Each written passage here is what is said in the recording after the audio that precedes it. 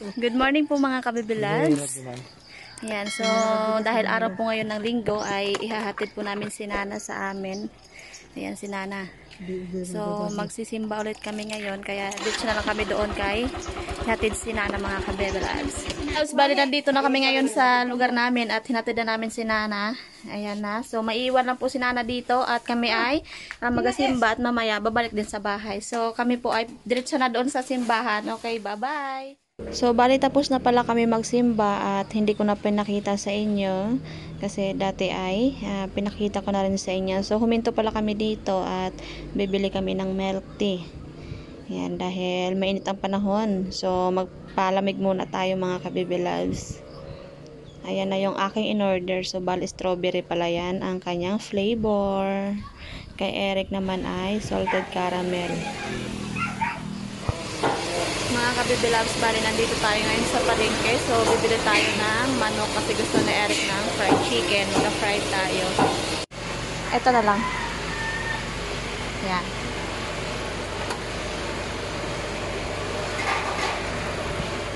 Mga kabibilabs, bali nandito na po kami ngayon sa bahay. Kakarating lang at yung gagawin po natin ay yung binili nating manok ay imamarinate ko muna. At pagkatapos na mamaya ay lulutuin natin kasi gustong-gusto talaga ni Eric ng fried chicken. Kaya paglutuan natin siya ng masarap na fried chicken. So magsisimula na ako mga kabibilabs. So ito na pala yung ating chicken legs. So ano to, mga kalahating kilo lang to na binili ko kasi mahal ang karne dito sa amin. Ang isang kilo po ay 240. Yan, so lagyan ko lang ng bawang.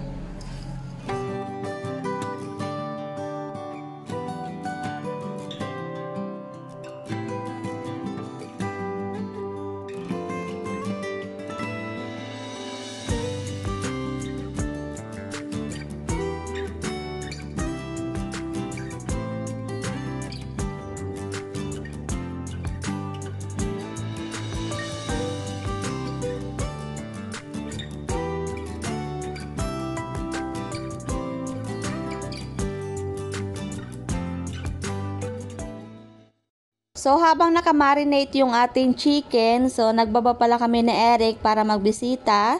And then, meron daw siya gagawin dito sa Aplaya. So, ang kanyang gagawin ay mag-epoxy ng motor de bangka kasi malakas yung tubod. Kaya, yun ang kanyang gagawin para kapag naglaot ay hindi na magatubod. Ayan yung nalagyan niya ng epoxy yung motor na yan. Kasi yan ang ginagamit sa paglaot minsan. So, nakakamiss na rin dito mga kabibilabs. Kasi minsan ay bumababa dito. Kapag merong kailangan, kapag nangisda, ayan. So, nakakamiss na rin dito mag-chill-chill sa tabing dagat. So, bali ang oras po dito sa amin ay mga alas 4 na. Yan. So, sinisimula na ni Eric ang paggawa ng ano. Kulay ano yan? Puti. Ilang color ba ang ganyan? Madaming color ba yan? May white, yellow, Pink. white, red, peach. Anong kulay ito? Medyo mapula-pula yan. Epoxy. Ang basa ko dati yan. Epoxy. Yun ang mga batang 90s. Epoxy. Epoxy pala. Yan. Bali na dito rin si Nanay. Kain ako ng halo-halo, mga kabibilab. Yan. Extra, hindi naman parate. Yeah. Merienda ni Nanay. Halo-halo. Halo-halo. Basta nagalalo ka. Halo-halo with turon. Yan. Gutom eh. Alam, bigyan mo si Nanay. Hindi naman mo kami galo-halo turon. Parate ko ba nakita ikaw nag-halo-halo? Okay. Pag-mix lang.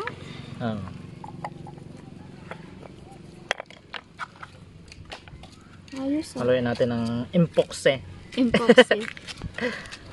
Ito bala kong lagyan ng ano to.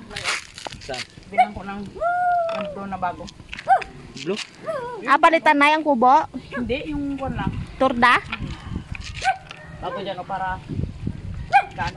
Para may silungan tayo. may silungan na naman pa nag-summer. Kailangan natin palang summer yan. Ayun. So, ilalagay ng mga kababy loves yung epoxy. Kung saan, dyan nagatubod, hay? Ay, oo, may butas. Yan, oo. Yan. Kasi malakas yung tubod ng tubig. Tubod ng dagat. Alam ba ang tubod nila? Tulo. Bahala na kayo. Tulo, hindi tubod. Samang yan ba'y tubod? Ayun, tubo. Samang yan kasi, pag nagatulo, tubod. Ah. Ayan, gano'n lang yun. Ay, ganun din naman sa amin. Bisaya. Kasi minsan, ako talaga ay nabubulol taga sa Tagalog. Mangyan nila man doon. Kaya minsan may halo ng salitang mangyan.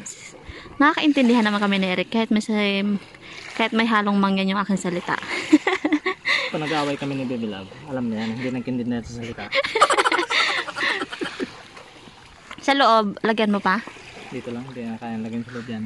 Intro lang naman. Kapalang ko lang. Shout out to Brother Ed. Kawawa na yung bangka. Linisan mo daw, daming lumot. Kailangan mo daw linisan ito. Kailangan na baga ng ano yan, pintura. Kasi pag malinisan kaya wala na gas-gas na eh. Kung ikaw nag-handle, edi ikaw magbili ng pintura. Uy, wala na akong budget. Kulang pang budget sa aking Baby Love. Nakakatabak ko yan. Ay di, wow. Yun. Napataba kong Baby Love. Ginabunuhan mo yan eh. Bili ng feeds. Sana uli nabunuhan. Ginabunuhan. Kaya tabol. Tabol, it means taba. Kuha ko ng tubig. Yan ka lang. Yun. Wow. Ano yun natin. Himasin para naman kuminis. Magaspang sa tubig yan. Parang ikaw eh. Hinimas para makinis. Kumikinis ka. Kailangan himasin. Ang mga ano lang. Mga kasukasuan. May tip si Eric sa inyo. Kung gusto nyo magkuminis, magpahimas lang daw. Okay, nagkasay ng asawa. Uy, wag ay joke lang ah. Paano pag walang asawa? Ay, wala. Hindi ka sure. Kasi Baka merong ibang gahimas. tayo ng himas. Ay, oo, nagkinis na siya. Di ba? Yan. Yan lang, madali lang pala.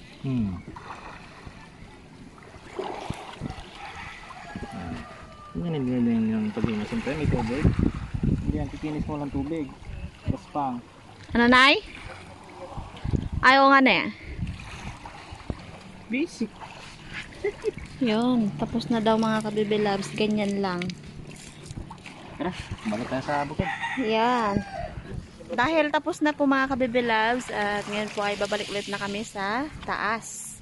Okay, let's go!